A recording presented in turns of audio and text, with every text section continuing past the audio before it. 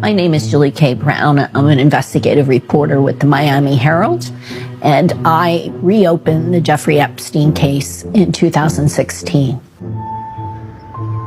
Jeffrey Epstein grew up on Coney Island, and he was a prodigy.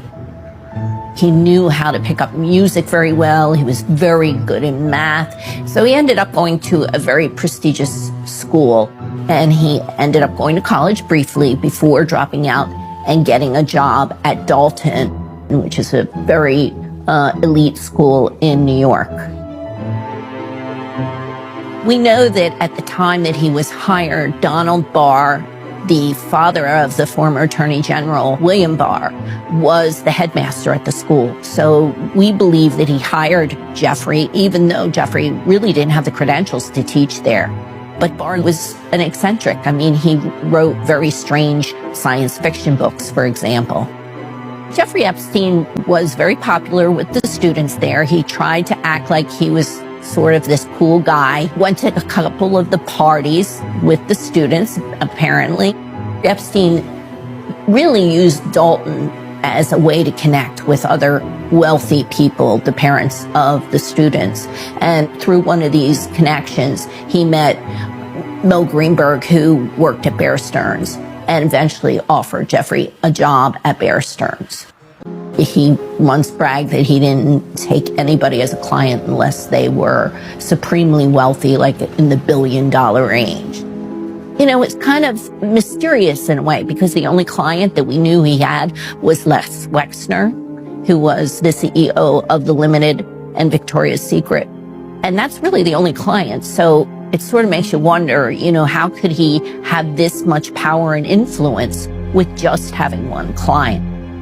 Jeffrey Epstein's initial property was in New York, a huge townhouse, like 9 stories. And he put in security cameras all over, outside and inside. In fact, we heard from a couple of people that he even had cameras in the bathroom. So he had the whole place wired. And of course, he had a lot of powerful people come and go from there. He also had properties in New Mexico, a ranch, and he had a property in Palm Beach, a mansion just off the water. And he had another property which was on a remote island in the Caribbean called Little St. James. That's where he had his, island temple, which is a very freakish entity, allegedly with underground tunnels and strange symbols. Totally normal. Everyone's got one of those. He would fly his wealthy and well-connected friends around the world. When Bill Clinton organized a week-long tour of Africa in 2002, Jeff gave him a ride in his personal 727 and took actors Kevin Spacey and Chris Tucker along for the trip. The Lolita Express is a really disgusting name for a private plane that Jeffrey Epstein owned. Both Donald Trump and Bill Clinton had flown on the plane. Jeffrey Epstein knew how to cultivate the right people to get him the connections that he wanted. And one of the people that helped Jeffrey Epstein in social circles in New York was Ghislaine Maxwell.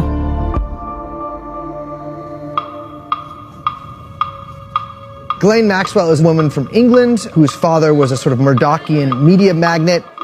Have you yourself ever been compromised or in a position where you thought you were going to be? No, I have not ever been compromised, but I have on 2 occasions in Moscow had my telephone number tapped. Robert Maxwell died under mysterious circumstances. The millionaire newspaper publisher Robert Maxwell is dead. He disappeared overboard from his private yacht early this morning while cruising off the Canary Islands. Mr. Maxwell had apparently left for a few days' holiday on his yacht last Thursday for a break away from the affairs of his media empire and a row over allegations which he denied that he was an agent of the Israeli Secret Service. Robert Maxwell was up to a lot of bad things. There are allegations of arms trading and money laundering. The exact circumstances of how he died may never be known. I can't believe that Maxwell committed suicide because he was a fighter. Tonight, as the Lady Ghislaine lay at birth, the gathering of Robert Maxwell's family was completed, with the arrival of the daughter after whom he had named his fateful yacht. It was massage, and at that point, was he still playing with himself? Yeah. Okay, masturbating? I was unaware that I was going to be alone with him for that 10 minutes, and I thought I was going to die. When most people think of Palm Beach, they think of these beautiful giant mansions on the water, very wealthy area, tree-lined streets. But a lot of the victims that he ended up recruiting were victims who lived on the other side of Palm Beach County in West Palm Beach, which is quite different than the mansion on the ocean. Some of these girls, in fact, lived in trailer parks. Some of them were living out of motels. You know, he managed to find the kind of girls that, you know, if they had said anything to anybody, his feeling was nobody would really believe them because they were basically, in his mind anyway, trash. These were young girls that he was inviting to give him massages. Some of them had never had any kind of a sexual experience at all before. And when they started recoiling at what he was doing, he would just say, well, that's okay, you don't have to do this ever again. Just bring me your friends. He would pay them $100 to $200 each time they brought him a friend, and then he would pay the friend, you know, who he molested. And so he had this revolving door of young girls coming in and out of the house. The Palm Beach Police Department started investigating tips that they had received. One of them involved a 14-year-old girl who had said that she was sexually molested. They opened an investigation into, you know, whether he was assaulting younger girls on a regular basis. You gave him a massage, and at that point, was he still playing with himself? Yeah. Okay, masturbating? I was unaware that I was going to be alone with him for that 10 minutes, and I thought I was going to die. It was the same story from almost every victim. Initially, the prosecutors wanted to throw the book at him. They had at least a dozen or more victims who they knew and who said they would cooperate. Did Jeff know anybody's real true age, or he didn't care? I don't think he cared. He told me the younger the better. Epstein was hiring all these high-powered attorneys. Alan Dershowitz, Jay Lefkowitz, Kenneth Starr, people who were well-known in Washington. Alex Acosta, the U.S. prosecutor in Miami, had also worked at this same firm that Jay Lefkowitz and Kenneth Starr worked at, which was Kirkland & Ellis. So these were all a web of people that knew each other through legal circles and were somewhat friendly with each other. So he carefully chose all these people for a reason and for their connections and their influence and how they were going to help him get the deal of a lifetime. Ultimately, they gave it back to Alex Acosta and told him, this is your baby, you're going to have to decide how this is going to be prosecuted. And with that, Alex Acosta decided, of course they're not going to prosecute him federally. What we're going to do is we'll waive this indictment, we'll waive these federal charges as long as he pleads to this charge in state court. In mid-2007, they were going to charge Jeffrey Epstein with something. It was just a matter of what are we going to charge him with. They had an indictment that listed all his crimes, which they would then show to Jeffrey Epstein's lawyers. Jeffrey Epstein's lawyers would take the indictment on that listed all the charges, and they would go, nope, we're not going to charge him with this. Nope, they would literally just cross out, we're not going to plead to this. So then it would go back to the prosecutors, and the prosecutors would send them another one that said, okay, what about this charge? What about, I mean, it was almost comical. Epstein, in essence, through his lawyers, started dictating himself what the terms of the deal was that he was going to plead to, which is unheard of, right? Who lets a guy who committed a crime decide what he's going to plead to? And they finally settled on very weak charges, which was solicitation of a minor, which ended up being a charge that he would be able to serve in the county jail instead of going to Florida prison, which would have been quite different. I think in regards to Jeffrey Epstein's first arrest, I think it's a really good illustration of how there's at least a two-tiered system of justice in the country. If you have enough money, if you have enough connections, if your name's big enough, kind of no matter what you do, you can slide by and get a sentence that would make the most hardened prison abolitionist blush. I mean, Jeffrey Epstein got time off from jail. Like, he only had to spend some of the day at jail. And he was actually, like, you know, allowed to go to work in an office building that the police didn't enter and just stood outside in front of. Well, a Palm Beach billionaire is getting his first taste of freedom in over a year. Epstein served 13 months of an 18-month sentence. It speaks to such larger questions that people have about the nature of power, about the nature of influence, about how those two things get wielded behind the scenes. After Trump was elected, he nominated Alex Acosta to be his labor secretary. So I thought at the time that this, you know, when in his confirmation hearing, they would be grilling him over this. He has a sterling record of public service to our state and country. You'll learn about that today. I can tell you that Alex is a man of character, a man who takes very seriously fidelity to the law, fidelity to the Constitution, and a man who has a passion for justice. Congratulations, Mr. Acosta, on your nomination. As you know, we're in a big, huge national debate over what to do with health care. As it turned out, he was barely asked any questions about it. It was like it was lost to history. This man who let their predator off the hook, you know, with basically a slap on the wrist, is now going to be in charge of an agency that essentially has oversight of human trafficking and child labor laws.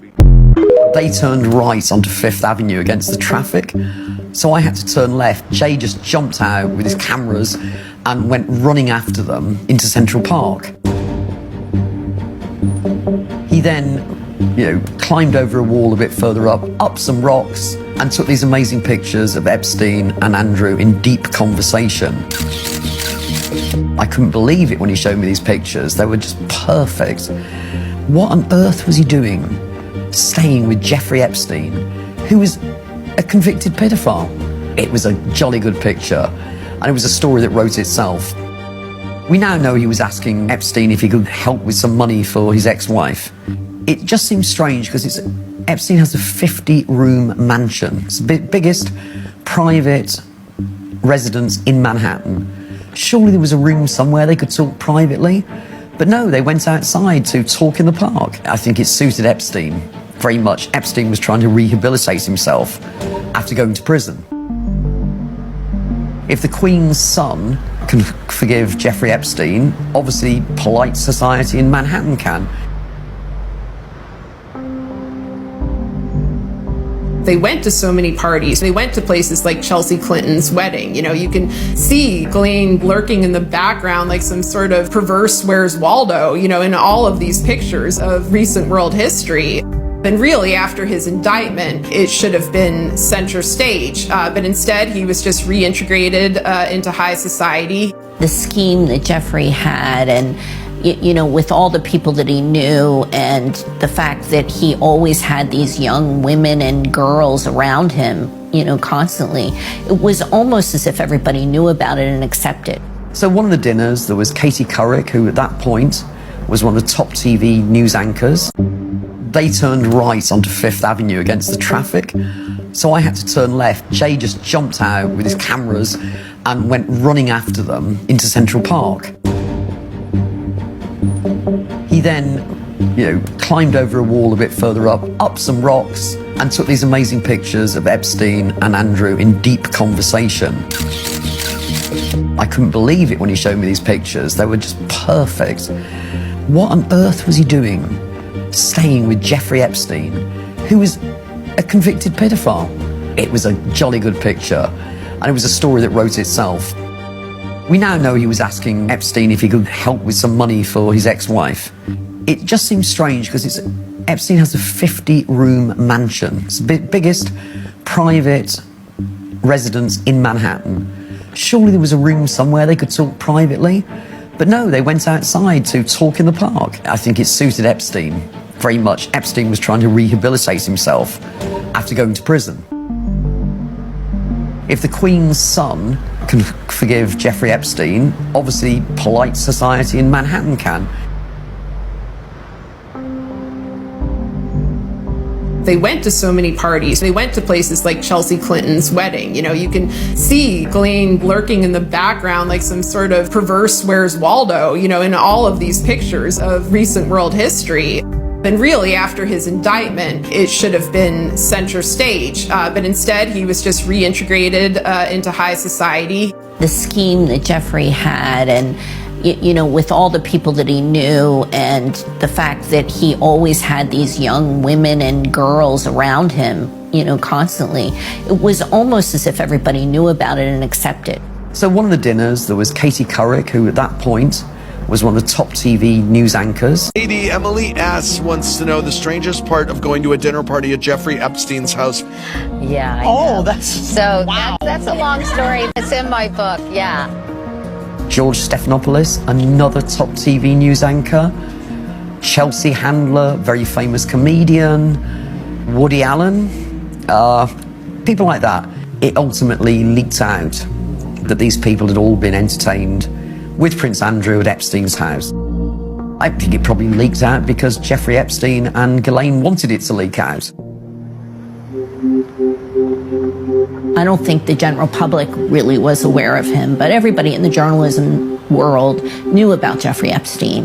And his story wasn't a new story. There were pieces of it that were covered extensively throughout the past decade. I think most of the coverage was sort of like, it was very tabloid, whether it was on like Gawker or Jezebel, but even earlier than that in the Post.